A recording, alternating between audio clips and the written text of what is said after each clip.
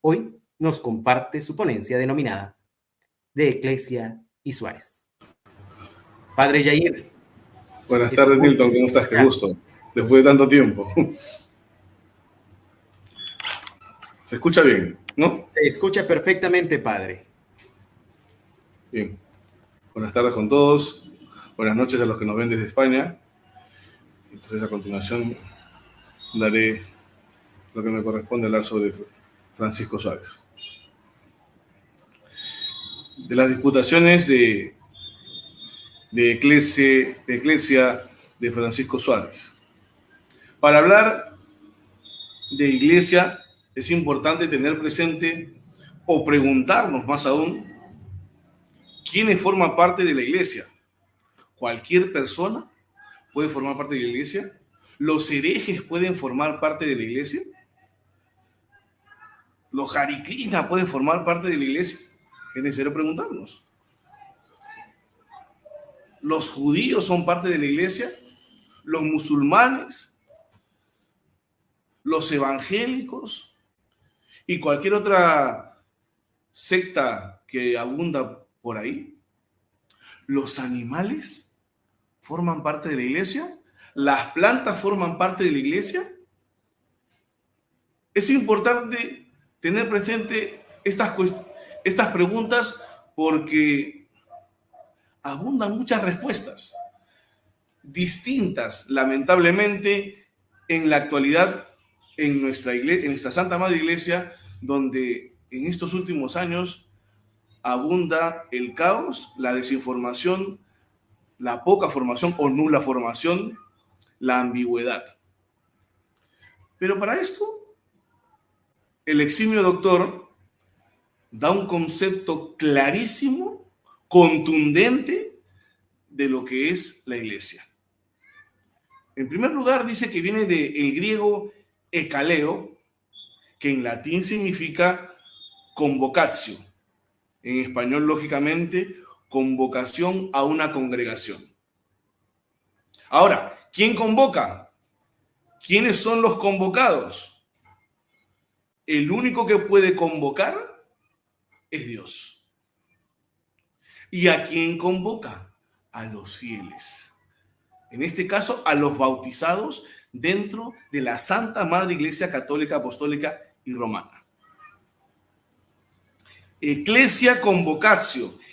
¿Quiénes son los únicos que pueden ser convocados? Solo los seres racionales. Es decir, todos aquellos que hemos sido creados a imagen y semejanza de Dios con inteligencia, con voluntad y con libertad. Por tanto, como abunda mucho pseudoteólogo en la actualidad, los animales no forman parte de la iglesia, aunque le duela a algunos. Las plantas, por más que la rieguen dentro del santo sacrificio del altar, no forman parte de la iglesia. ¿Por qué? Porque no son seres racionales, porque no pueden dialogar con el Creador, porque no pueden trascender, porque no han sido creados a imagen y semejanza de Dios. Por tanto, dice Francisco Suárez, los animales u otros seres vivos no forman parte de la iglesia de Cristo, porque van en contra de su propia naturaleza. Porque ellos no son fieles que pueden creer en Cristo. Ahora el mismo Francisco Suárez, citando a San Filogonio, dice que no se puede hablar de iglesia y prescindir de la iglesia triunfante, de la iglesia militante y de la iglesia purgante. Por tanto, ¿quiénes son la iglesia triunfante?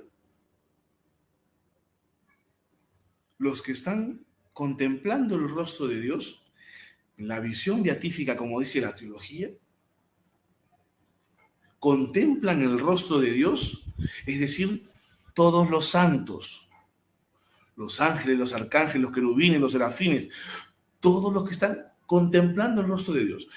Principalmente en este caso hay que detenernos los santos, aquellos que pertenecieron a la Santa Madre Iglesia en vida, aquellos que hicieron la voluntad de Dios, aquellos que dieron gloria a Dios, sean niños, sean jóvenes, sean adultos, sean casados, solteros, consagrados, sacerdotes religiosos, hermanos, terciarios, obispos, cardenales o papas.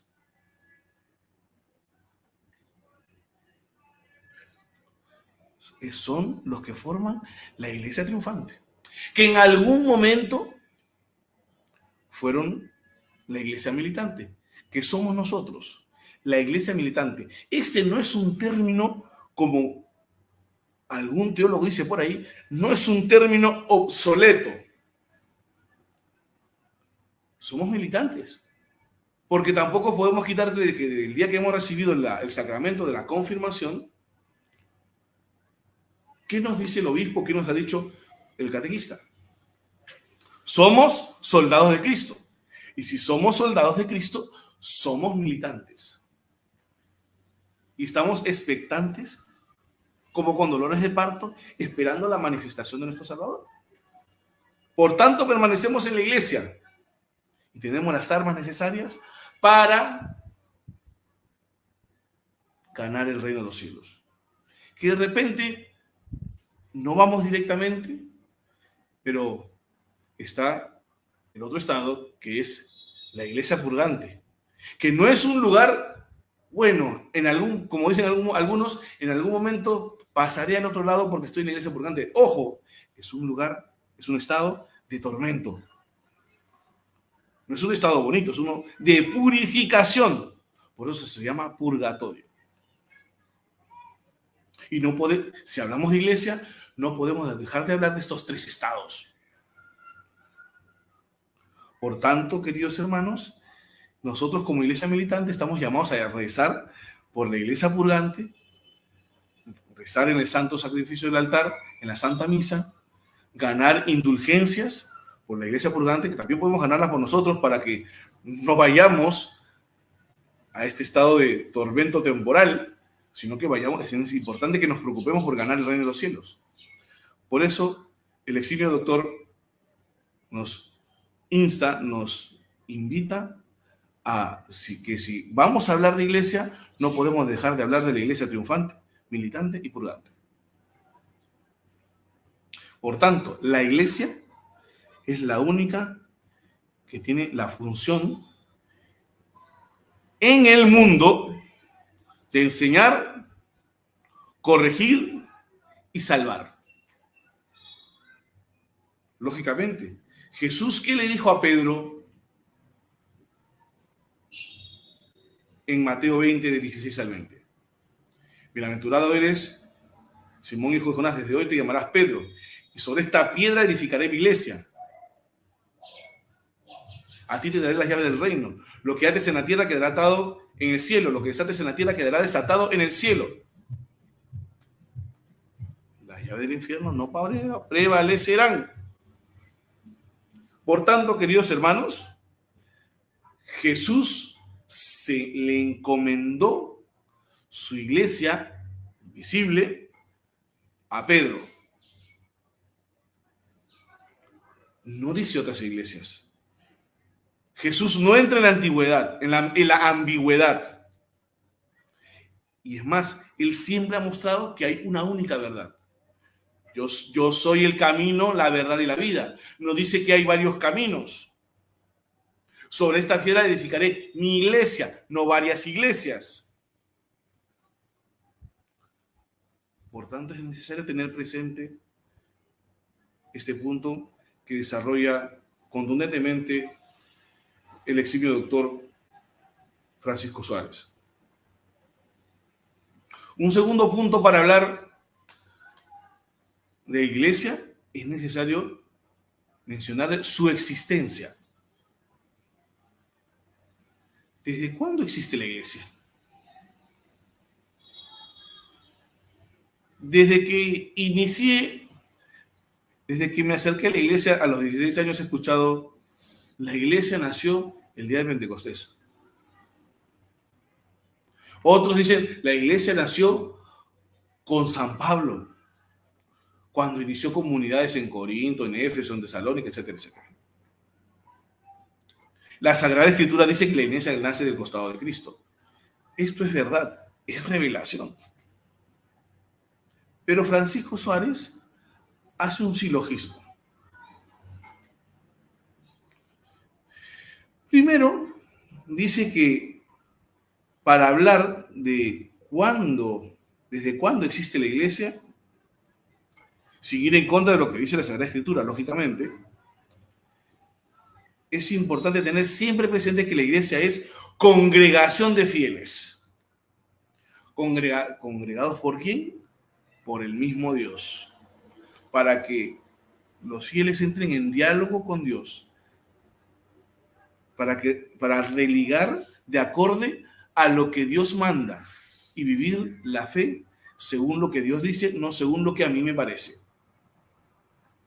Segundo, Francisco Suárez también cita a San Agustín.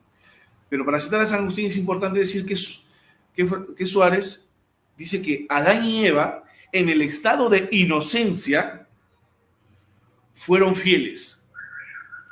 ¿Fieles por qué? Porque en su momento se reunieron y fueron convocados por el mismo Dios para dialogar con Él.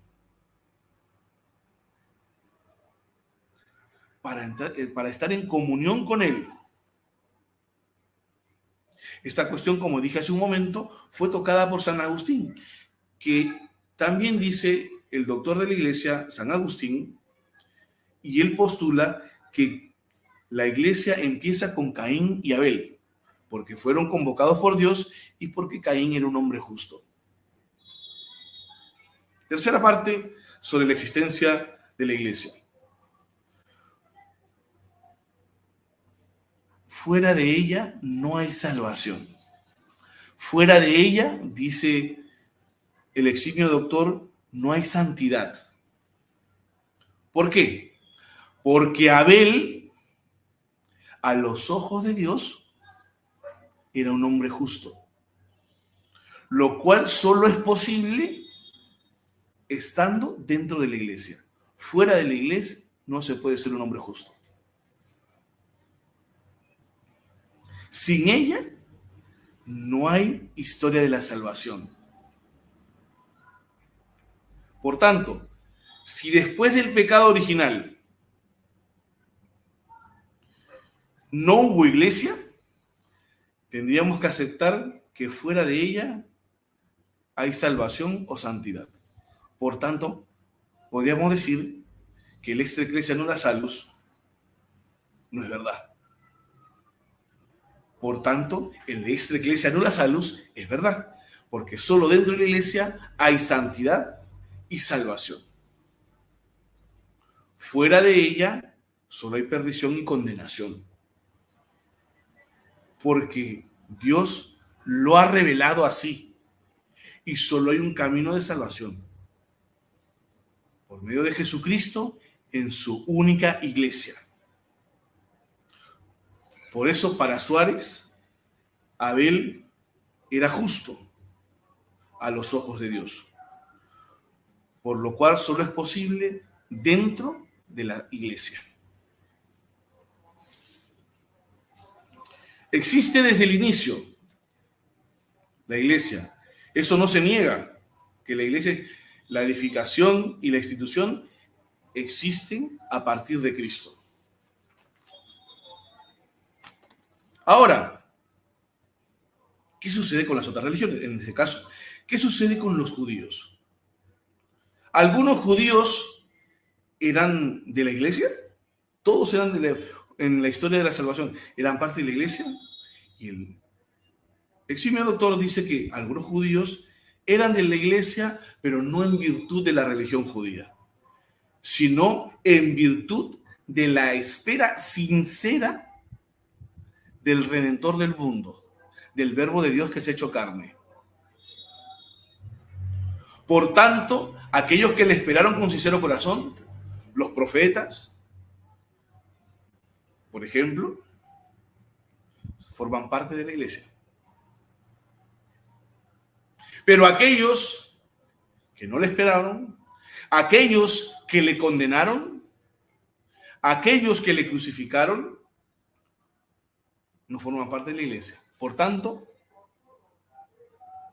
si están fuera de ella, no hay salvación para ellos. En el pensamiento de Francisco Suárez.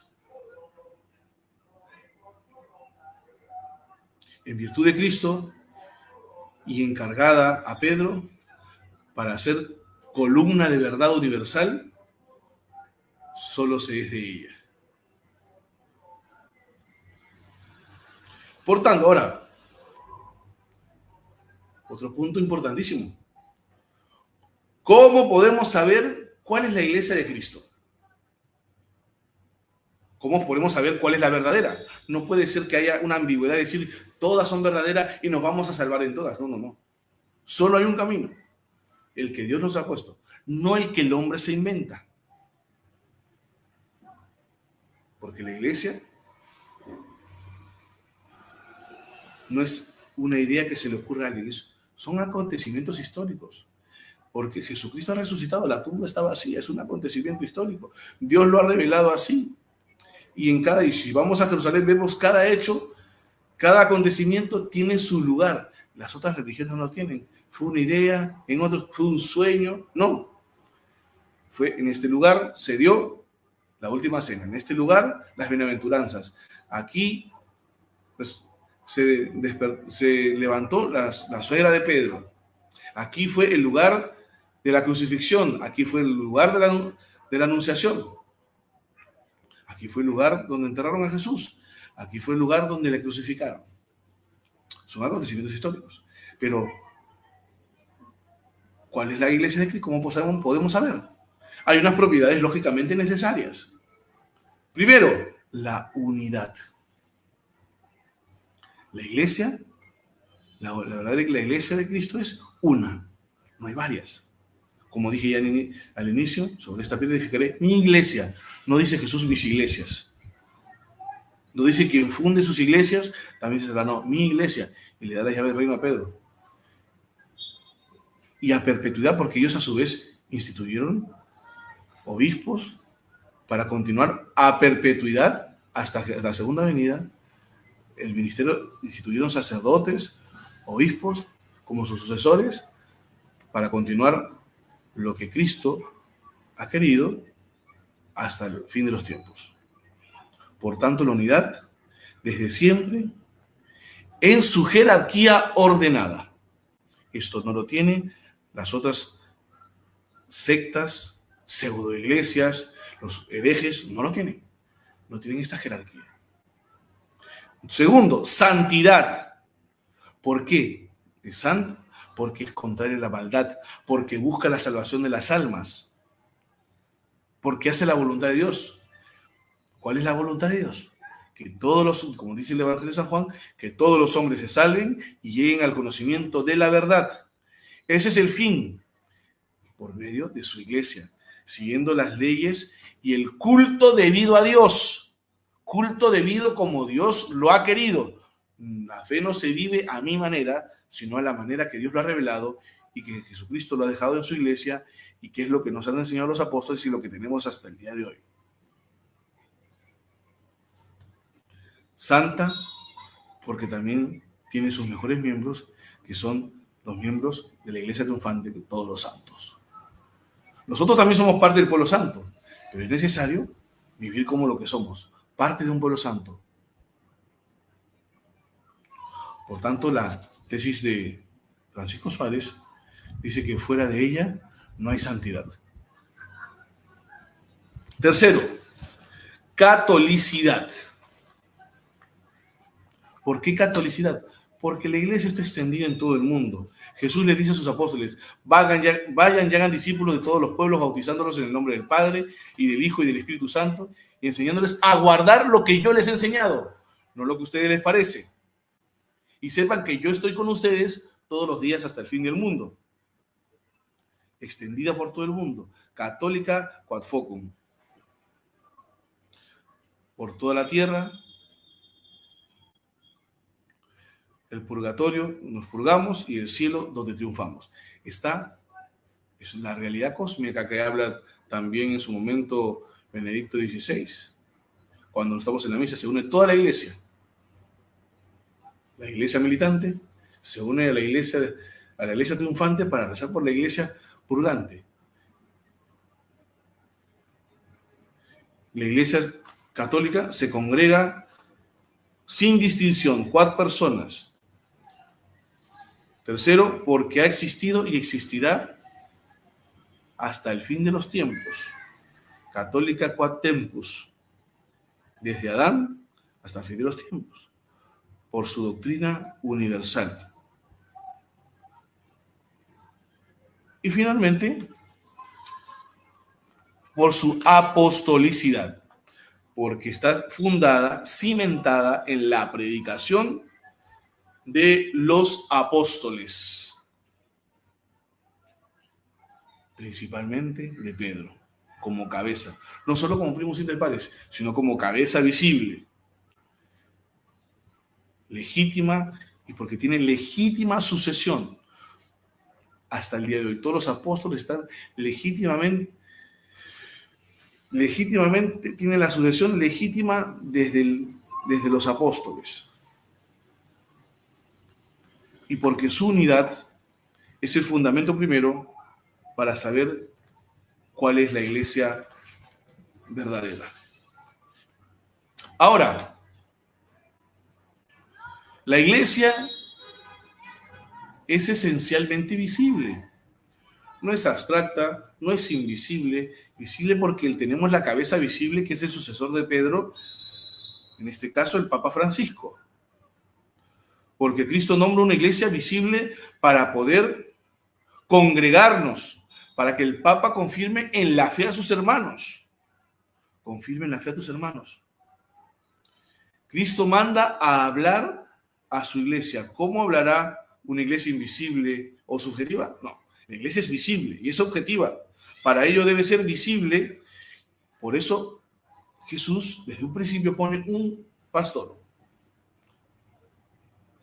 para toda la iglesia, para todo el orbe. Podemos ver en Lucas 22,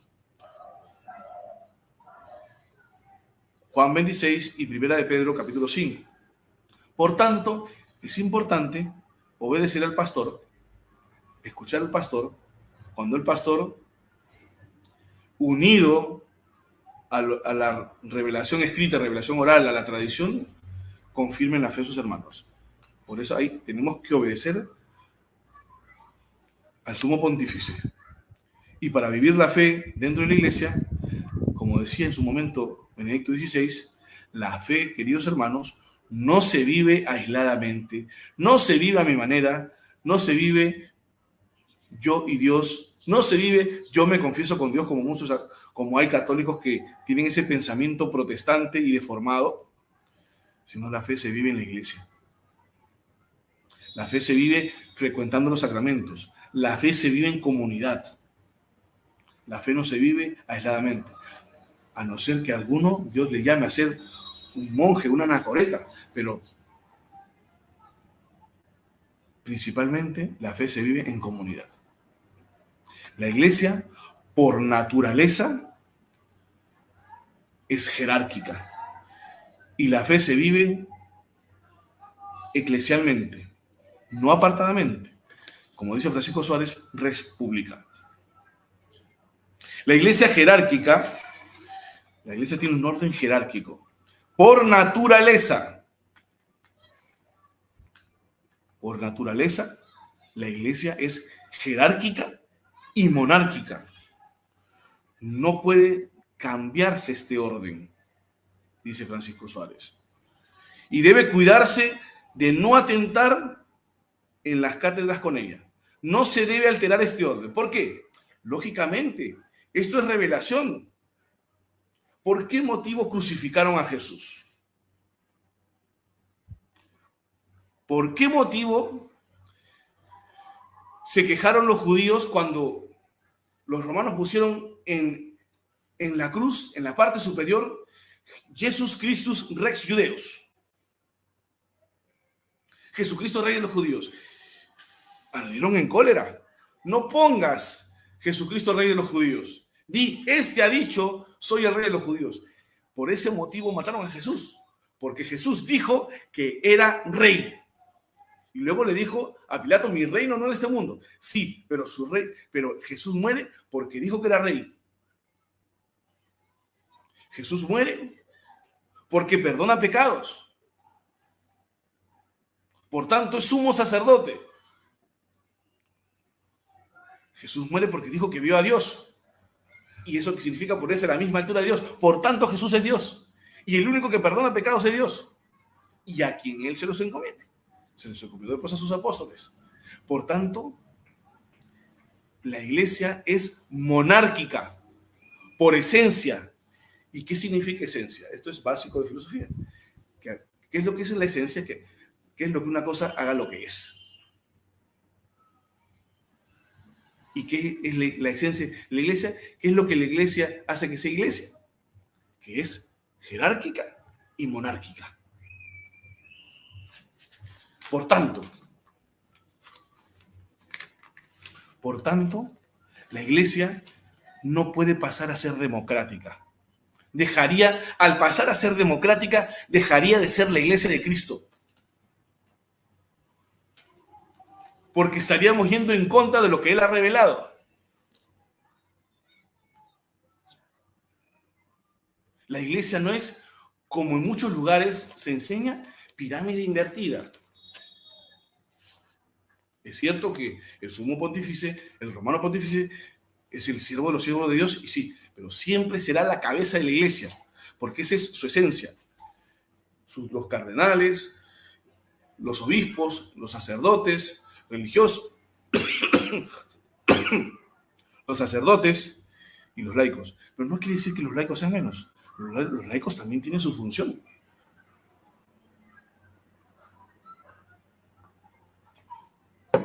Dentro de la iglesia, los laicos no pueden ser párrocos. Como algún teologio de la liberación habla por ahí. Los laicos están llamados a ganar el reino de Cristo en el orden temporal, no viviendo en las parroquias como monjes. Los que tenemos que estar siempre en la parroquia y el pueblo de Dios, como se habla hoy, los militantes de hoy, los cristianos de hoy, los seglares de hoy, tienen que encontrar a su párroco en los horarios de atención, porque eso nos corresponde. Pero el laico no tiene que vivir en la iglesia. Por ahí que te has jubilado y ya quieres ayudar a tu parroquia, muy bien. Por ahí que te sobra un tiempo para ayudar como catequista, para ayudar en algunas cosas, en la administración o lo que sea, muy bien. Pero no puedes suplantar la acción que le corresponde al sacerdote. Sería destrozar el derecho canónico.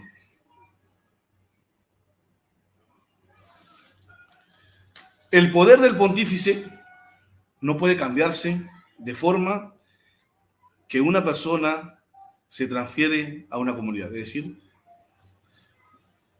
un seglar no puede mandar al pontífice y el pontífice ser el moderador, o el obispo ser el moderador, o el párroco solo ser el moderador y no gobernar dentro de su iglesia.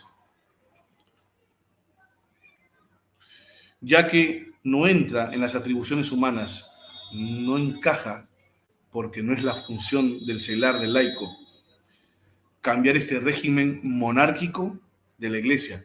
Esto lo podemos corroborar aquellos que quieran profundizar en De Legibus del mismo Francisco Suárez.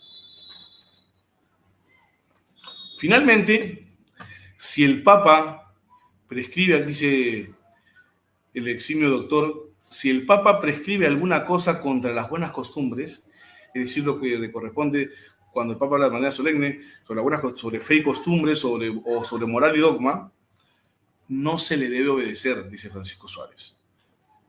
Eximio doctor jesuita. Porque si emprende cualquier cosa que se oponga con evidencia al bien común y a la justicia, está permitido resistirle. Por tanto, si en algún momento no solo el sumo pontífice, tu obispo o tu párroco o algún sacerdote te enseña algo que va en contra de la revelación, en contra de la tradición, en contra de lo que Jesús ha revelado, en contra de la moral cristiana que hemos recibido de nuestras abuelas, estamos obligados, no debemos resistir, porque en este caso, si les obedecemos, estaríamos siguiendo a los hombres y no a Dios. Eso es todo. Muchas gracias. Padre Yair, estamos muy agradecidos por su ponencia. Definitivamente resuelve muchas dudas que resultan ser torales en este imperio del relativismo. Sin embargo, el tiempo apremia. Y ya para ir terminando con el programa del día de hoy, nuevamente escucharemos a nuestro